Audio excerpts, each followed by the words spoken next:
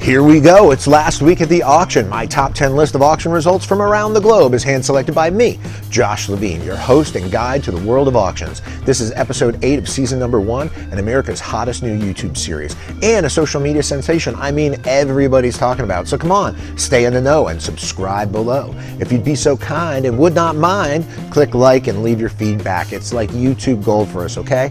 And I'm not messing around today. You've been asking me to get to these quick and not talk so much, so last week at the auction. Coming in at number 10 is Smilen Sam from Alabam, the Salted Peanut Man. Peanut vending machine brought $475 at Rensel's Auction Service in York, Pennsylvania. That's pretty cool. It was a reproduction, which they pointed out, and it still brought $475 because even they're hard to find.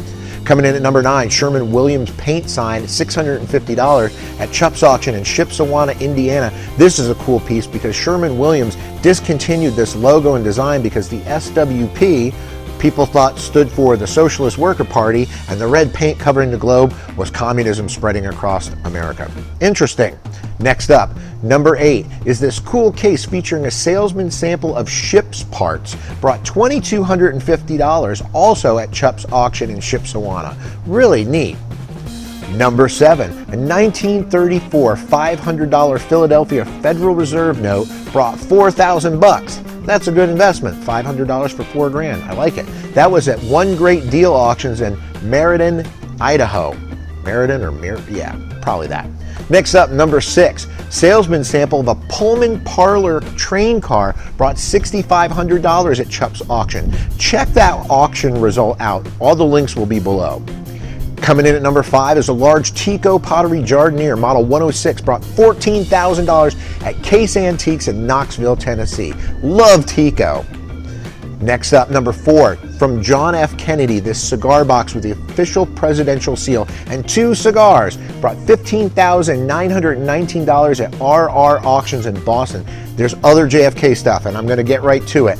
Number 3, John F. Kennedy's personally worn back brace, brought $25,368 at the same auction.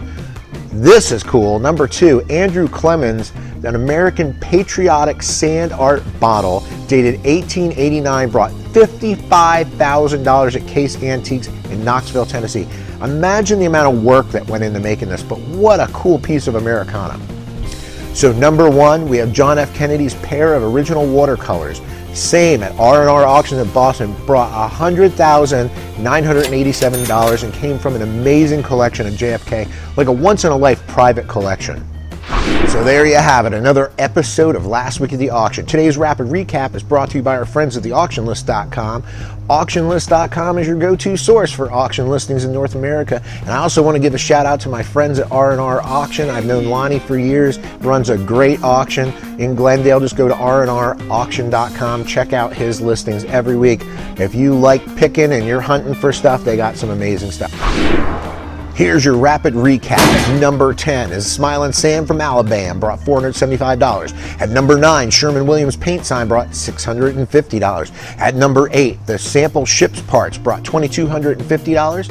At number 7, the $500 bill brought $4,000. Number 6, the sample Pullman brought $6,500. At number 5, the Teco Pottery Jardiniere brought $14,000. At number 4, Kennedy's Cigar Box brought $25,368. At number 3, JFK's Back Brace brought $25,368. At number 2, that really cool sand art bottle brought $55,000. And number 1, 2 original watercolors by JFK brought $100,987. There you go. This week, viewer email. I told you I was going to move fast. This week's question comes from Mark Summers of Schenectady, and he asks, what's the coolest thing you ever sold? I'm going to make a video about that. There's too many to choose from. But anyway, I'm going to pick one for today, and it's going to be the Brigadier General Eli Houston Murray's presentation sword. Not just because it sold for $55,000, but the amazing history behind this Civil War hero that's not a household name for most. I had never heard of him, and go to Wikipedia, look the guy up. It's an amazing story. I love learning new and bizarre facts, and this guy's history has all of that and more. Anyway, like I said, Google him. So if you want your question answered, just email me at josh@joshlevinespeaks.com. Feel free to send in any and all questions, and I'll try to get to all of them, whether I answer them on air or not. I call this air. You know what I'm talking about. Thanks again for watching. If you enjoy these, please subscribe. Click subscribe, doesn't hurt a bit. Like, that's the thumbs up. And leave a comment. It really helps out more than you know. If you can't tell, I really do listen and try to tweak these each and every week as best I can because of your feedback. And because you ask, you know, I put all the links to all the auction companies I've mentioned in the drop-down list below. So check them out. Go to these auction houses. Until next week.